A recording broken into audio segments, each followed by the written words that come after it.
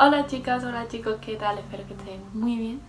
Hoy vengo con el segundo vídeo de este caso asesinas en serie. La verdad es que he estado buscando bastante información sobre distintas asesinas en serie que no fuesen muy conocidas, pero no hay tantas como asesinos en serie, entonces he tenido que coger alguna que a lo mejor pues habéis conocido un poco más. La estructura pues va a ser la misma, vamos a hablar un poco de su infancia, vamos a hablar un poco de su adolescencia tal y cual y cómo se sucedieron los hechos. En este caso no hay un perfil criminológico como tal porque bueno, todas estas cosas en verdad son confidenciales, hay veces que las publican y hay veces que no. Y otra cosa que también quería decir es que de este caso tampoco hay fotos un poco más fuertes, por así decirlo, fotos sensibles. Entonces podéis ver el vídeo tranquilo y tranquilas porque no sale ninguna imagen fuerte. Vamos a empezar.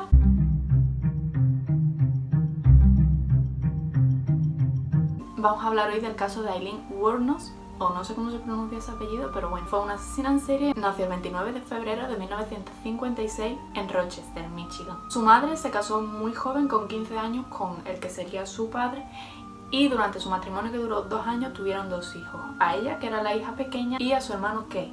El padre de Aileen era un pederasta y un psicópata que la policía pues llevaba buscando muchísimo tiempo, pero no terminaban de coger. El matrimonio se acabó antes de que Aileen naciera y como la madre era muy joven, no se pudo hacer cargo ni de su hermano ni de ella, entonces se lo dejó a sus abuelos. Los abuelos, que se llamaban Laurie y Britta Wuornos, los adoptaron oficialmente en 1960 y se hicieron cargo de ella.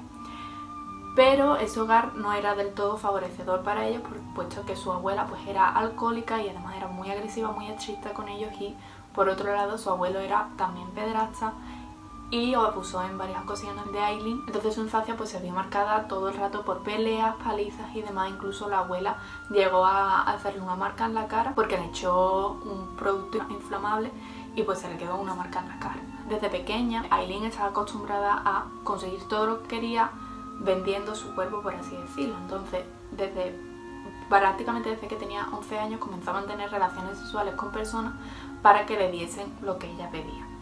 A causa de estas relaciones sexuales, con 15 años se quedó embarazada de un hombre bastante mayor que ella y una vez que dio a luz, dio en adopción a ese niño. A raíz de esto, sus abuelos decidieron echarla de casa y su hermano decidió irse con ella, y ambos se fueron a Florida en busca de una vida mejor. Al final, Aileen termina por hacerse prostituta y va de sitio en sitio siendo maltratada y siendo violada. En 1974 la encarcelan por primera vez en Colorado por conducir ebria en su coche y por disparar con una pistola de calibre 22 mientras iba conduciendo. En 1976 la vuelven a arrestar, esta vez en Michigan, por golpear con una bola de billar a un camarero en la cabeza. Además, poco tiempo después, su hermano pues muere por un cáncer de garganta y ella hereda los $100.000 de su seguro de vida y los invierte en comprarse un coche para poderse ir a Florida a conseguir una vida mejor. Luego, en 1981, una vez ya en Florida, comete un atraco a mano armada en un banco de allí y a causa de eso pasa 13 meses en prisión. Una vez que sale, en 1984 vuelve a ser detenida por falsificar cheques e intentar cobrarlos en un banco de allí. Luego, a partir de esto, vuelve a ser detenida varias veces, pero no encarcelada, por diversas causas, como puede ser conducir sin carnet de conducir, conducir ebria, oponer resistencia a la justicia y demás. Entonces siempre estuvo metida con varios problemas. Luego, en 1986, fue cuando conoció a la que sería el amor de su vida, Tyria Jolin, en un bar LGTB de Florida. De Tyria pues no se conoce mucho, simplemente que nació en un pueblo de Ohio, tenía una hermana y 3 hermanos y su padre era el carpintero del pueblo. Ella fue al colegio y sacaba unas notas bastante normales, sin embargo decidió irse de allí porque consideraba que era un pueblo muy pequeño como para salir del armario. Entonces decidió irse a Florida y fue allí donde se encontró con Aileen. Juntas pues mantuvieron una relación y estuvieron siempre yendo de un lado a otro, manteniendo una vida bastante nómada, en la que pues Aileen ejercía de prostituta y ella se dedicaba a limpiar habitaciones de moteles de vez en cuando, aunque siempre dejaba que fuese Aileen la que las mantuviese, por así decirlo. En este tiempo pues ambas se hicieron adictas al alcohol y a las drogas, lo cual las llevó a mantener bastantes problemas también con la justicia, que fueron siendo cada vez más a medida que pasaba el tiempo, y siempre lo hacían bajo distintos nombres. En 1989 Aileen tuvo un pico muy alto de agresividad e irritabilidad y bueno, pues frecuentaba muy a menudo, ella con su pareja, moteles y bares así como de camioneros que había en la carretera, que era donde encontraba a sus clientes. Y el dueño de uno de estos bares, que era The Last Resort, decía que era una persona que odiaba a los hombres y que aunque a él eso no le importaba, siempre iba con la boca muy sucia y que allí en ese bar pues nunca le hacían caso porque ya sabían cómo era. Esta aversión que tenía por el sexo masculino, también por los abusos que había sufrido de pequeña por parte de los hombres y porque siempre había tenido que verse obligada a vender su cuerpo para conseguir lo que quería, pues hizo que en 1989 cometiese su primer crimen. El 30 de noviembre de 1989, el electricista Richard Mallory, que tenía 51 años y era adicto al alcohol, desapareció y encontraron su coche la mañana siguiente con todos sus efectos personales, una botella de vodka vacía y varios preservativos abiertos. Unas horas más tarde, unos chavales que estaban por los bosques que hay cerca de Daytona, pues encontraron el cuerpo de este hombre envuelto en una alfombra con 3 disparos en el pecho. Las balas que había en la escena del crimen pues eran del calibre 22, que era el arma que solía utilizar Aileen, pero no eran pruebas suficientes como para incriminarla, a pesar de que ella ya tenía pues bastante antecedentes delictivos. Entonces el caso pues fue archivado por falta de pruebas. Un año más tarde, el 1 de junio, se encontró otro cuerpo de otro hombre con 6 disparos en el pecho, que también correspondía con un arma de calibre 22.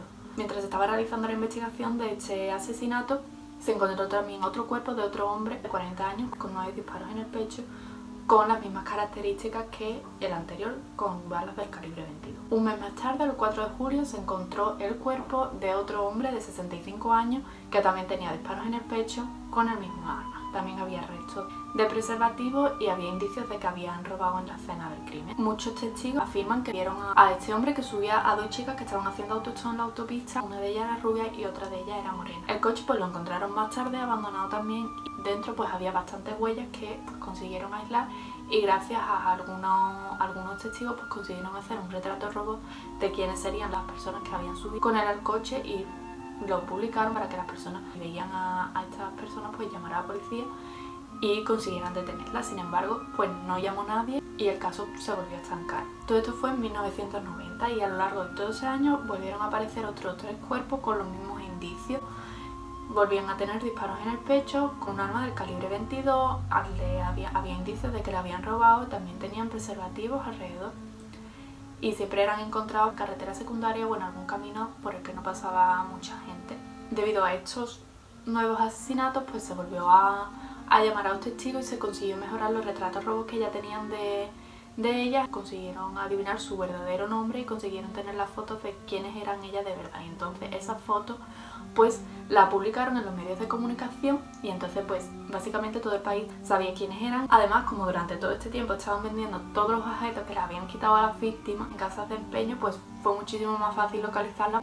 Cabe destacar que todos estos asesinatos los llevó a cabo Aileen solamente. Tyria no participó nunca en los asesinatos. De hecho, ella sabía que Aileen sí que podía estar cometiendo asesinatos porque siempre llegaba con objetos que no eran suyos, coches robados, pero le decía a ella que por favor no le contase nada porque ella no quería saber qué es lo que se traía en tema, ¿no? Simplemente que la mantuviese apartada de ello y sí, ya está. Entonces, en Acción de Gracias del año de 1990, Tyria pues volvió con su familia a su pueblo natal y dio por zanjada la relación que mantenía con Aileen, porque bueno, pues Aileen era una persona muy conflictiva, era muy irritable, siempre estaba enfadada, entonces ella no aguantaba eso y decidió dejar la relación. Entonces volvió con su familia y a principios de 1991 la policía la encuentra en casa de su hermana, que era donde residía, y se presenta allí con una orden de arresto porque supuestamente había robado un coche, que no era ella quien la había robado, sino su por entonces expareja. Entonces, ante la presión de la policía y demás, ella decidió que era mejor delatar, digamos, a la que era su pareja, y la consiguieron encontrar durmiendo en un coche, ebria, en el aparcamiento de Last Resort. Tyria la delató porque así podía evitar la cárcel, aunque ella no hubiese participado en los crímenes, eso no, la policía no tenía constancia de ello, entonces para evitar ir a la cárcel, pues delató a la que era su pareja. Aileen no tenía ni idea de que Tyria estaba compinchada con la policía. La policía le dijo que hiciese que Aileen confesase para así poder arrestarla por los crímenes que había hecho, y durante varias semanas pues la policía estuvo espiando las conversaciones que tenían entre ellas. En todo momento Aileen no paraba de decirle a Tyria que ella la quería muchísimo, que la echaba de menos, que por favor volviese con ella, que tal y cual. Y Tyria en ningún momento pues le decía te quiero, simplemente lo que hacía era llorar y decirle que tenía mucho miedo de que la policía la culpase a ella de los crímenes que era Aileen la que había cometido. Entonces, al final consiguió que Aileen, en uno de los interrogatorios, pues confesase que había matado a esas 7 personas. aunque en el juicio posteriormente dice que lo hizo en defensa propia porque esas personas estaban abusando de ella, estaban violando, entonces ella en defensa propia los mataba. Entonces evidentemente en 1992 pues la declararon culpable de homicidio en primer grado y la declararon también a pena de muerte. En la cárcel, cuando estaba a la espera de que la ejecutaran, siguió diciendo que las celadoras y las personas que trabajaban allí abusaban de ella sexualmente, abusaban de ella físicamente, que le echaban veneno en la comida. Bueno, empezó a presentar una sintomatología bastante psicótica y aunque nunca se le diagnosticó nada, oficialmente no tiene diagnosticado nada, así que tenía unos rasgos esquizofrénicos y psicóticos bastante agudos. Creía que la espiaban en la celda, creía que incluso antes de que ella matase a ninguna persona la policía ya iba detrás de ella, que la policía bajaba desde helicópteros y que quería ir a capturarla. Y el 9 de octubre de 2002 pues se llevó a cabo la pena de muerte mediante la inyección letal. Y bueno, sus últimas palabras sí que muestran un poco los rasgos psicóticos que tenía, os las voy a leer. Voy a volver con Jesús, se refería a Dios, el día 6 de junio como en la película Independence Day, una enorme nave nodriza. Volveré. Desde entonces pues de Tyria no se sabe nada, se sabe que simplemente volvió con su familia, se mantiene fuera de los medios de comunicación y demás. Así que nada, ese ha sido el caso de hoy. Espero que os haya gustado. Siempre podéis decirme por Instagram que si tenéis algún asesino del que queréis que hable y demás. Nos vemos en el próximo vídeo.